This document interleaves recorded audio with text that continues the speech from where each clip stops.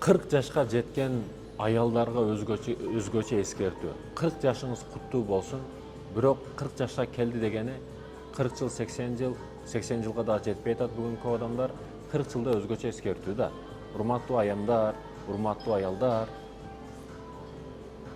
40 жашта отуруп эми өзгөчө ойлоно турган учур келди. Сиз 40 жолу кышты көрдүңүз, 40 жолу күздү көрдүңүз, 40 жолу жаз жайды көрдүңүз. Эми ойлонбосоңуз болбойт, ойгонбосоңуз болбойт.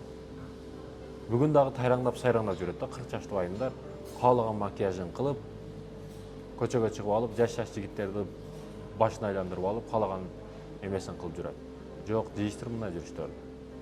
Бүгүн жолуңду тагып, эми неберелүү боло турган учур келди.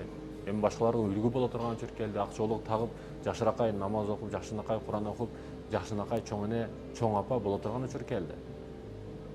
Эми ушуну моюнга алыш керек. Баягы 18 жаштай чыкылдап жүрө турган сааттын чыкылдагандай чыкылдап жүрө турган убактың жок эми. Эми кадамыңдан кабырың жакын болуп калды. Эсиңе кел, урматтуу эже карындашым. 40 жаштагы апалар, маани бериңиздер бул маселелерге. Өмүрүңүз өтө кыска. Кыскалыгыны ушу 40 жылга чыгып, 40 жашка чыгып, эми байкабайсызбы?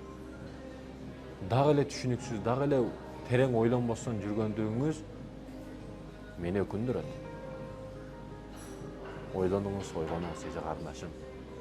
Өмүр кыска. Өмүрү сурап болуп калбасын.